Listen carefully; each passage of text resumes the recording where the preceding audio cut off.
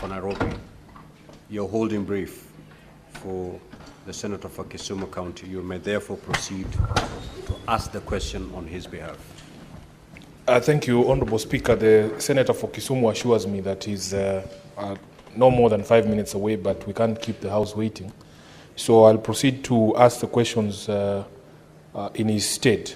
This is question number 24 by the Senator for Kisumu County, Senator Tom Ojienda SC. Number 1, could the Cabinet Secretary clarify whether the Kenya Defence Forces monitors the security situation within the country and indicate the state of preparedness of the KDF to address potential instability or civilian unrest? Number 2, what are the modalities for the involvement of KDF in internal security matters, and how does KDF balance the internal security needs of a state and the sanctity of civilian lives when dealing with internal instability and unrest?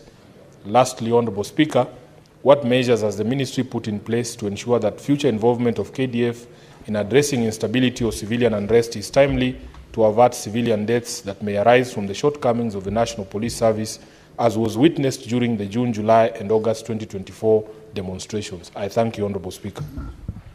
Honorable CS, you may proceed to respond.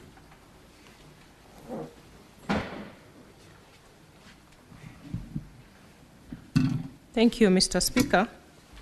And let me say that I'm glad to be back in this House in my new role as the Cabinet Secretary for Defense. And it's obviously because I like to associate myself with the Senate, having been a member, though very briefly. Mr. Speaker, I'll go straight to responding to the questions raised by Senator Professor Tom Ojienda, Senator for Kisumu County. I will not repeat the questions as have been already espoused by Senator for Nairobi. And Mr. Speaker, I will start by stating that the mandate of KDF as defined in the Constitution is in 3 parts, Mr. Speaker. And I'm making reference to Article 241, 3, A, B, and C of the Constitution. And the 3 parts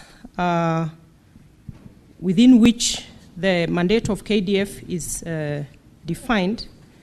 The first one being what we is really the primary mandate of the Kenya Defence Forces, is the defense and protection of the sovereignty and the territorial integrity of the Republic of Kenya. The other 2 parts, Mr. Speaker, which you will allow me to call secondary mandate of the KDF, is 1, is to assist and cooperate with other authorities in situations of emergency or disaster. And 3, deployment to restore peace, the deployment of the Kenya Defence Forces to restore peace in any part of Kenya affected by unrest or instability, and this only happens with the approval of the National Assembly. Mr. Speaker, that is what I will start by bringing to the fore. And whereas the questions asked by the Senator of Kisumu County may look very obvious, I think these are issues which are very pertinent and very of great concern, public concern by Kenyans, because in many instances we have heard Kenyans asking why or how the KDF is deployed with regard to internal matters of internal security. And to go to the first question on the need to clarify whether KDF monitors the security situations within the country, and we are required to indicate the state of preparedness in KDF address to potential instability or civil unrest. Mr. Speaker, the Kenya Defence Forces is one of the 3 national security organs established under the Constitution. This is in addition to the National Police Service and the National Intelligence Service. And our Constitution does define national security to include the protection against internal and external threats to Kenya's territorial integrity and sovereignty, its people, their rights, freedoms, property, peace, stability, and prosperity, as well as other national interests. So, Mr. Speaker, by dint of that definition, constitutional definition of what national security is, and being that the Kenya Defence Forces are part of the three national security organs, therein lies the role of KDF in matters of national security.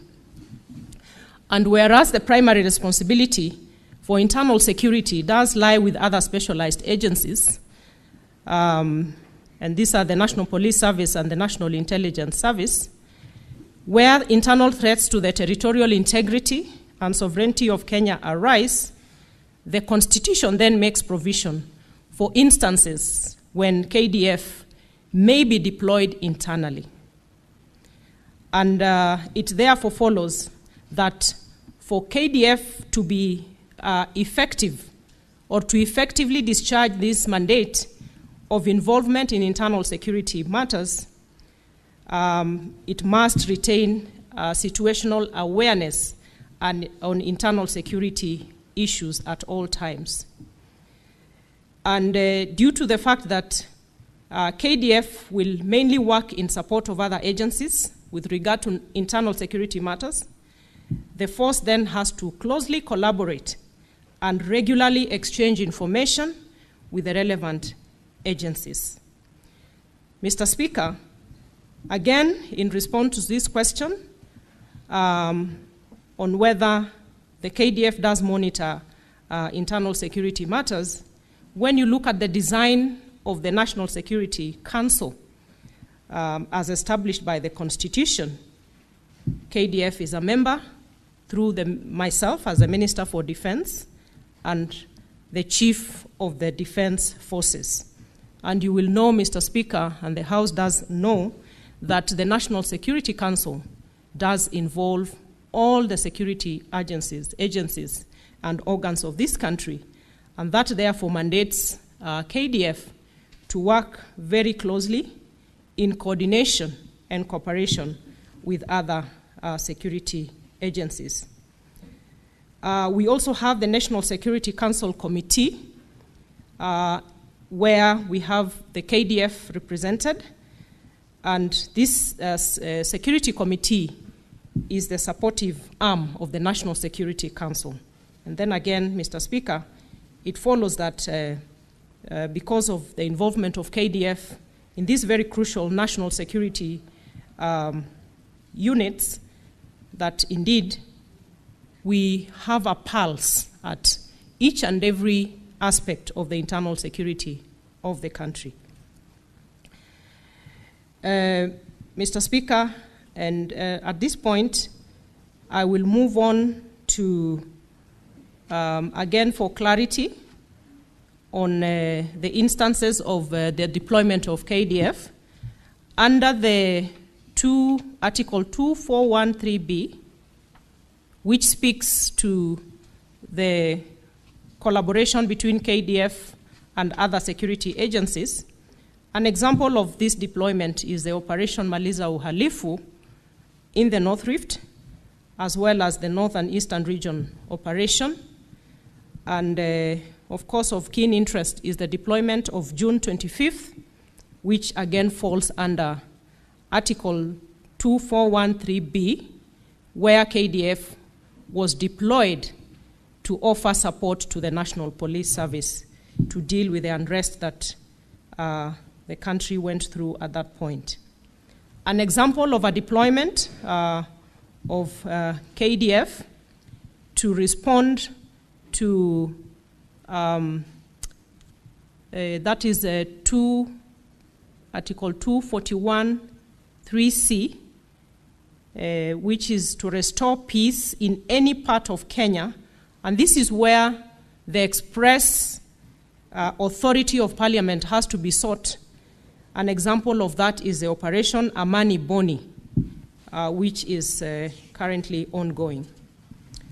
Mr. Speaker, going to question 2, and I will come back to how the KDF operates within these deployments later, but allow me to go to question 2, which is asking on what the modalities for involvement of KDF in internal security matters is. Mr. Speaker, aside from the provisions of the Constitution, we have the Kenya Defence Forces Act, which elaborately enumerates requirements for KDF participation in internal security operations.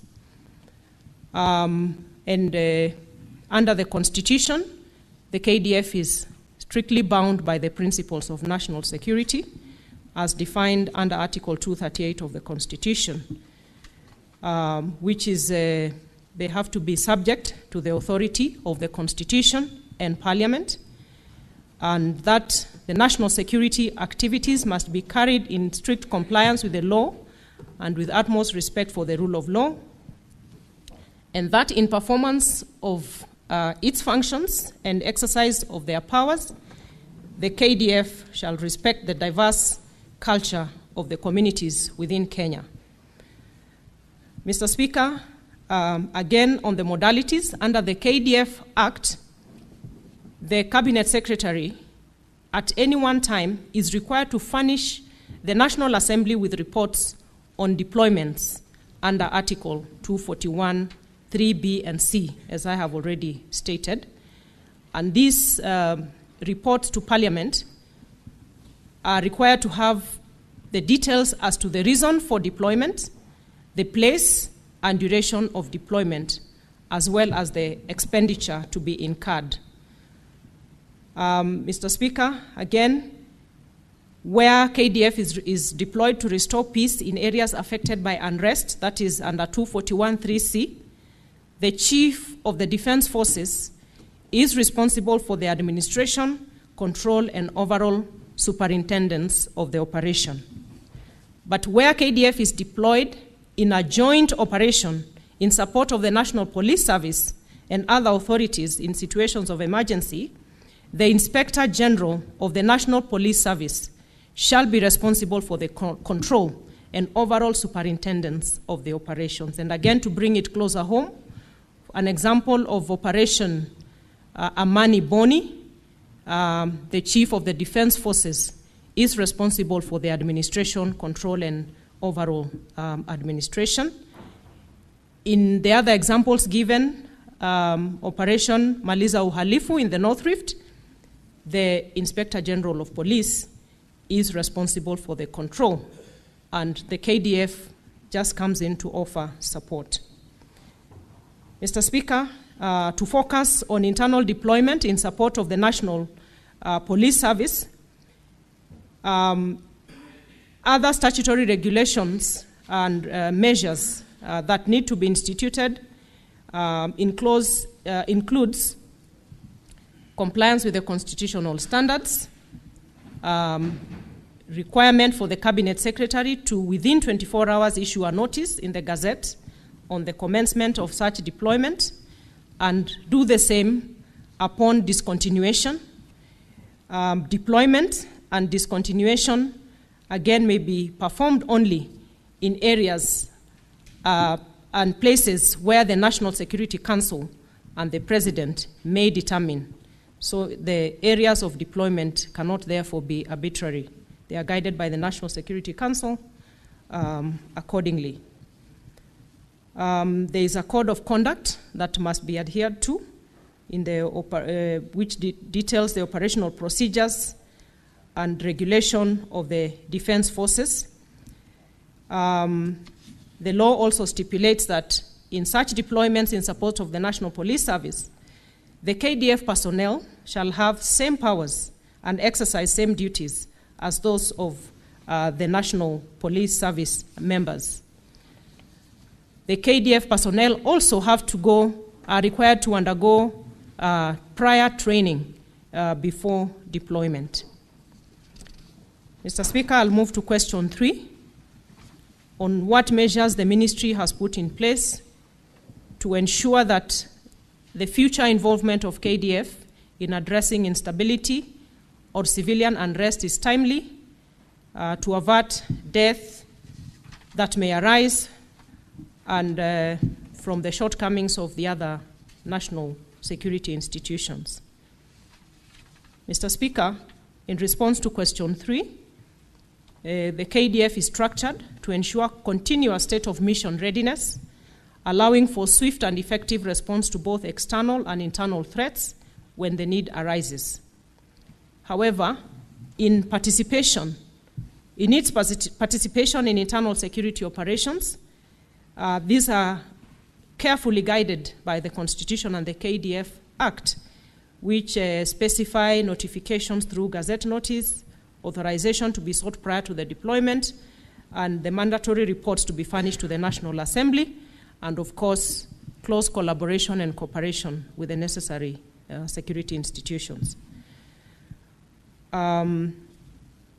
Question 4, Mr. Speaker, on how the KDF does balance the internal security needs of the state and the sanctity of civilians' lives when dealing with internal instability or unrest. Mr. Speaker, the involvement of KDF in internal security matters, as I have said, is governed under the Constitution and the law, KDF Act. Section 3 of the Act provides that KDF shall, in fulfilling its mandate, observe and uphold the Bill of Rights, values and principles under the Constitution in terms of striving for the highest standards of professionalism and discipline among its members. KDF is also to comply with constitutional standards of human rights and fundamental freedoms and dignity, as well as the requirement for sufficient training of staff before such deployments. Mr. Speaker, guided by the aforesaid constitutional and statutory dictates, the KDF is deeply committed to professionalism and operates within customary rules of engagement that prioritize the protection of civilians. And this approach entails the employment of non-lethal methods whenever possible, and the use of minimum force consistent with the achievement of the mission in accordance with the laid out